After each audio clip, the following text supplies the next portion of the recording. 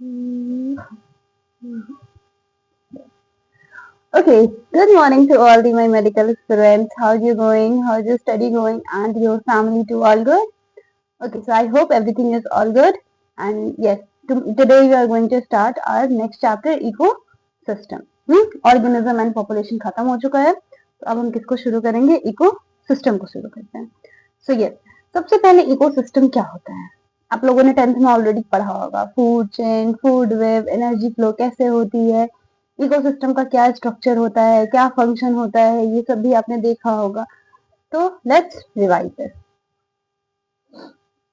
तो देखो, इकोसिस्टम क्या होती है? एक मिनट. हाँ, जो कि ये एक फंक्शनल यूनिट है हमारे किसकी? नेचर की, जिसको हम विजुअलाइज मतलब देख सकते हैं, जो भी एक फंक्शनल यूनिट हमारे नेचर की है, जहाँ पे लिविंग ऑर्गेनिज्म क्या करते हैं? तो इंटरेक्ट करते हैं एक दूसरे से, और साथ ही साथ अपने सराउंडिंग के फिजिकल इन्वायरमेंट से.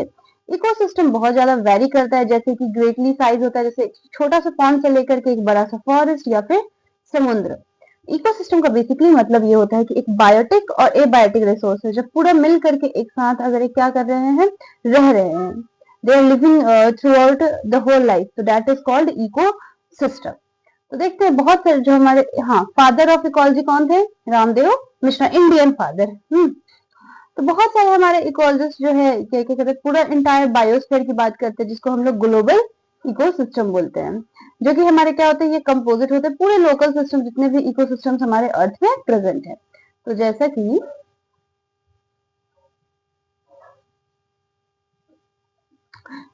ये जो हमारा सिस्टम है, ये बहुत ज्यादा क्या है, बड़ा है, और साथ ही साथ कॉम्प्लेक्स भी है. इसको एक टाइम पे पढ़ना, तो सबसे अच्छा क्या रहेगा, इसको कन्वीनियंट वे ऑफ मतलब मेथड क्या रहेगा लर्निंग, कि हम इसको डिवाइड कर दे. कैसे? दो बेसिक कैटेगरीज, जैसे कि टेरेस्ट्रियल में और एक्वेटिक में. तो अगर इसको दो पार्ट में हम बांट देते हैं, तो क्या होगा हमारे लिए पढ़ना, इसके लिए क्या हो जाएगा, इजी हो जाएगा. हम समझ सकते हैं कि जो लैंड पे रहते हैं उसका इकोसिस्टम क्या होगा, और जो एक्वेटिक एनिमल्स होंगे उसका इकोसिस्टम क्या होगा. तो इस तरीके से क्या कर सकते हैं, हम डिवाइड कर सकते हैं.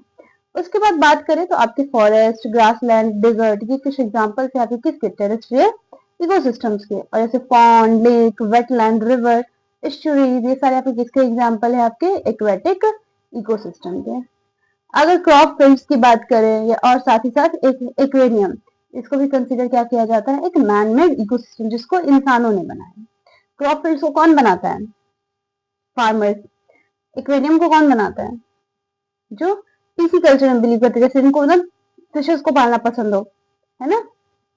तो चलिए हम सबसे पहले देखते हैं कि स्ट्रक्चर क्या होता है इकोसिस्टम का. तो इसी ऑर्डर में हम देखेंगे कैसे हमारा इनपुट इज व्हाट? प्रोडक्टिविटी, मतलब जो हमारे प्रोड्यूसर्स होंगे कैसे ट्रांसफर करते हैं हमारे एनर्जी को फूड चेन में, वेब में और न्यूट्रिएंट साइकिल में. और आउटपुट हमारा क्या होगा, तो जो भी डिग्रेडेशन होता है एनर्जी लॉस का. तो चलिए ये पूरे रिलेशनशिप्स को हम पढ़ेंगे, साइकिल्स में, चेन्स में, वेब्स में. जैसा कि ये हमारा क्रिएट हुआ है, ये पूरा किसका रिजल्ट है? तो एनर्जी फ्लो का, एक सिस्टम के अंदर या फिर एक इंटर रिलेशनशिप. जैसे कि we are humans, we are humans, तो हमें एनर्जी किससे मिलती है? प्लांट्स. हम प्लांट्स को खाते हैं या फिर एनिमल्स को खाते हैं.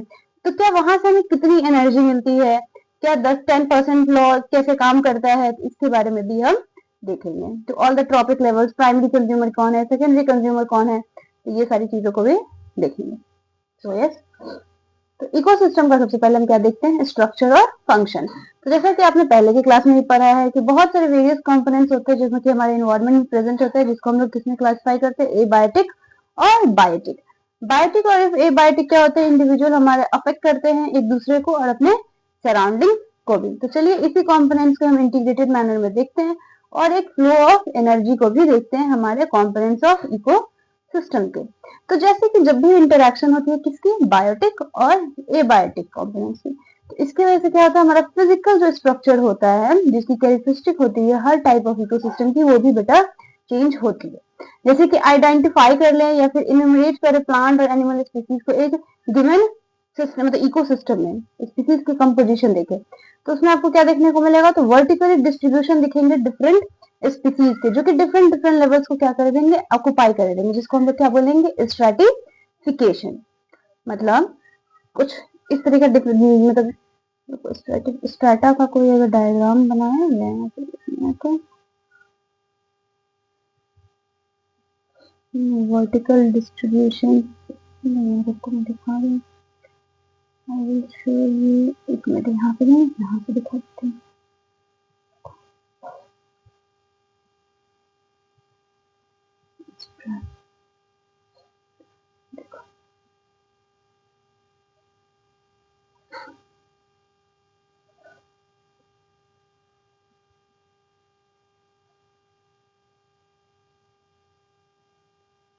Stratification of biotic.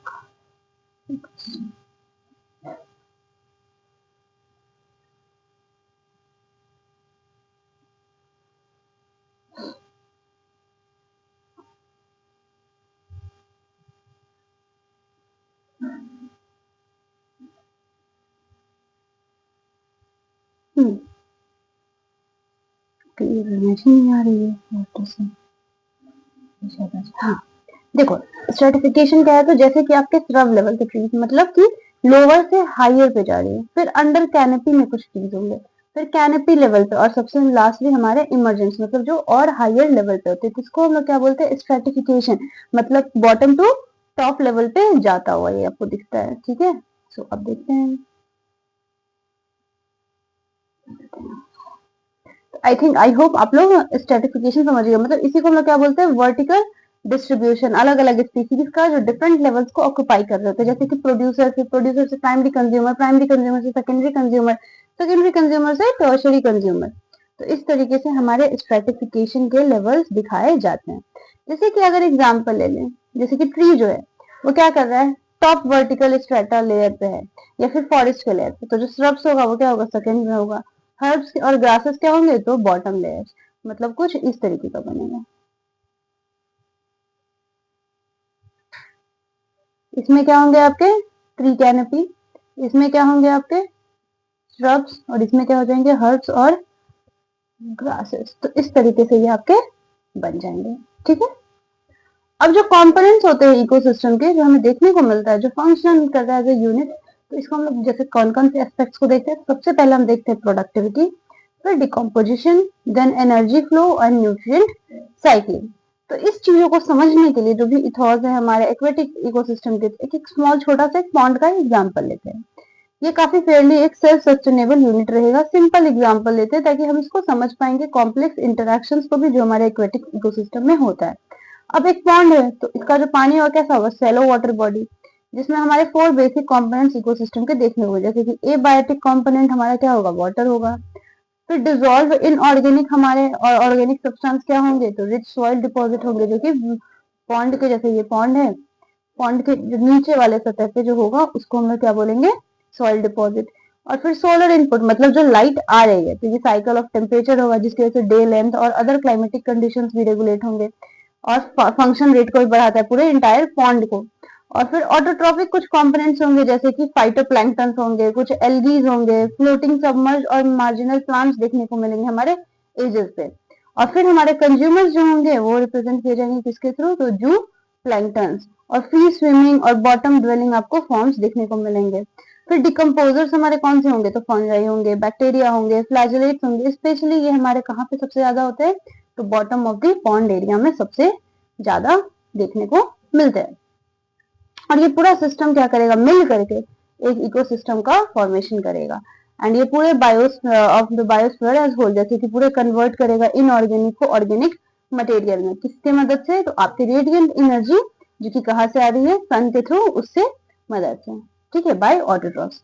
फिर आपका कंजम्पशन जो होंगे हमारे ऑटोट्रॉप्स का, वो किसके द्वारा होगा, तो हेटेरोट्रॉप्स के द्वारा होगा। डिकम्पोजिशन और मिनरलाइजेशन जो होता है डेड मैटर का, वो क्या करता है, उसको रीयूज कर लेता है, उसको कौन, ऑटोट्रॉप्स। और ये जो इवेंट होती है वो रिपीट होते रहती है ओवर एंड ओवर अगेन, ये हमेशा खुद को क्या करते रहती है, रिपीट करते रहती है। और यहाँ पे जो एनर्जी का जो मूव फ्लो होगा, मतलब एक ही डायरेक्शन में क्या होगी, एनर्जी मूव करेगी, तो यूनिडायरेक्शनल मूवमेंट ऑफ एनर्जी देखने को मिलेगा हमारे हायर ट्रॉपिक लेवल्स पे। और साथ ही साथ आपकी क्या होगा, डिसिपेशन होगा और लॉस ऑफ हीट होगी। जब एनर्जी क्या हो रही है, ट्रांसफर हो रही है, तो वहां से आपकी हीट भी लॉस होगी, और साथ ही साथ आपकी किसका लॉस होगा, और एनर्जी का। तो ये था आपका पूरा, कैसे हमने एक छोटे से पॉइंट पे हमारा क्या क्या रोल प्ले करता है। तो यहाँ पे हमें क्या होती है, चारों फैक्टर्स प्रेजेंट होते हैं एक इकोसिस्टम के अंदर, मतलब कोई प्रोड्यूसर होगा, कोई डिकम्पोजर होगा, एक एनर्जी फ्लो होगा और न्यूट्रिएंट साइकिल। तो इस तरीके से आपका ये काम करता है। तो अब इसी को डिटेल में हम किसको पढ़ेंगे, सबसे पहला प्रोडक्टिविटी। तो लेट्स स्टार्ट विद प्रोडक्टिविटी। तो प्रोडक्टिविटी में क्या होता है, तो ये कांस्टेंट इनपुट होती है हमारी सोलर एनर्जी की, जो कि बेसिक रिक्वायरमेंट होता है किसी भी इकोसिस्टम को फंक्शन और करने के लिए और जिंदा रहने के लिए, मतलब वो सस्टेन कर पाए उसके लिए। तो जैसे प्राइमरी प्रोडक्शन क्या होगा, तो जो भी अमाउंट ऑफ बायोमास या फिर ऑर्गेनिक मैटर हमारा प्रोड्यूस हो रहा है पर यूनिट एरिया एक टाइम पीरियड में, किसके द्वारा, तो प्लांट्स के द्वारा एक फोटोसिंथेसिस मतलब ऑटोट्रॉप्स, है ना।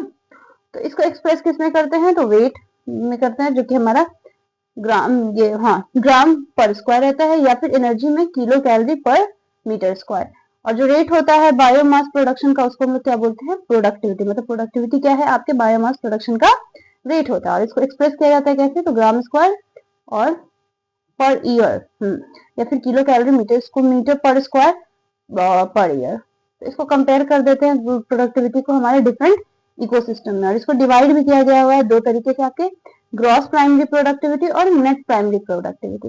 तो ग्रॉस प्राइमरी प्रोडक्टिविटी बेटा क्या होती है, तो आपके इकोसिस्टम में जो भी रेट ऑफ प्रोडक्शन होता है किसका, ऑर्गेनिक मैटर का, किसके द्वारा, फोटोसिंथेसिस के द्वारा। तो उसको हम क्या बोलते हैं, ग्रॉस प्राइमरी प्रोडक्टिविटी। और ये कंसिडरेबल अमाउंट जो हमारा जीपीपी होता है, ये कौन यूटिलाइज कर लेता है, प्लांट ही यूटिलाइज कर लेता है रेस्पिरेशन के दौरान। और ग्रॉस प्राइमरी प्रोडक्टिविटी जब माइनस कर देते हैं रेस्पिरेशन लॉसेस, मतलब जो भी रेस्पिरेशन के टाइम पे लॉस हुई है, तो उसको हम लोग क्या बोलते हैं, नेट प्राइमरी प्रोडक्टिविटी। मतलब प्राइमरीली बना कितना, तो वो हमें कैसे निकलेगा हमारा, तो जीपीपी को माइनस कर देंगे हमारे आर से, तो वो पता चल जाएगा।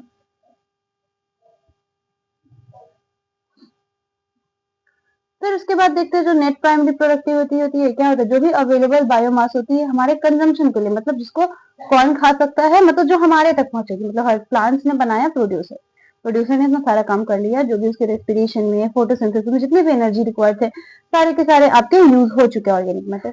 अब जो बच गया किसके लिए, इंसानों के लिए, तो वो किसमें आ जाएगा, आपके हेट्रोट्रॉप्स मतलब हर्बीवोर्स और डिकम्पोजर्स में। फिर सेकेंडरी प्रोडक्टिविटी क्या होती है, तो इसको डिफाइन ऐसे करते हैं कि जो भी हमारा रेट ऑफ फॉर्मेशन होता है न्यू ऑर्गेनिक मैटर किसके थ्रू, कंज्यूमर्स के थ्रू। तो प्राइमरी प्रोडक्टिविटी किस पे डिपेंड करता है, तो प्लांट स्पीसीज पे कैसे एक पर्टिकुलर एरिया में रह रहा है।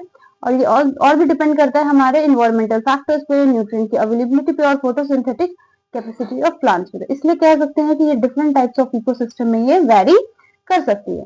जैसे कि एनुअल नेट जो हमारा प्राइमरी प्रोडक्टिविटी है होल बायोस्फीयर का, वो अप्रोक्सीमेटली कितना है, 170 बिलियन टन, ये ड्राई वेट है ऑर्गेनिक मैटर का। और डिस्पाइट जो कि ऑक्युपाई कितना करता है, आपके 70% ऑफ द सरफेस को ऑक्युपाई करते हैं। तो प्रोडक्टिविटी हमारे ओशंस का सिर्फ कितना है, 55 बिलियन टन, मतलब कि हमारे पास 30% लैंड है, बट हमारे लैंड का प्रोडक्टिविटी क्या है, सबसे ज्यादा है, और वेस्ट ऑफ कोर्स लैंड। तो इसका मेन रीजन क्या है कि जो हमारा ओशंस में इतना प्रोडक्टिविटी लो क्यों है, what is the reason behind it. तो मैं बताती हूँ बेटा, देखो इसका रीजन इसलिए लो है क्योंकि हर चीज आपकी क्या होती है, क्या ओशन में सर्वाइव कर पाती है, नहीं कर पाती है।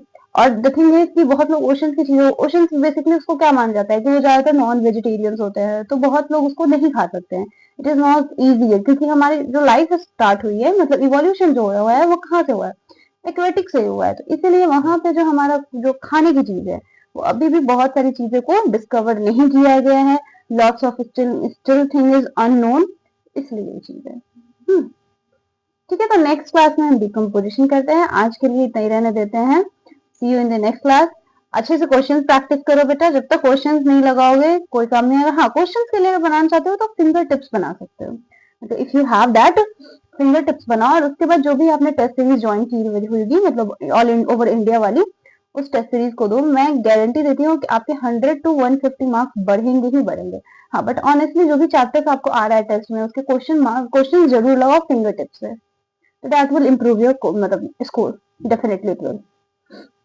मैंने देखा है इसलिए मैं बता रही हूँ, I have seen it. Okay, so next class में मिलते हैं, बाय बाय।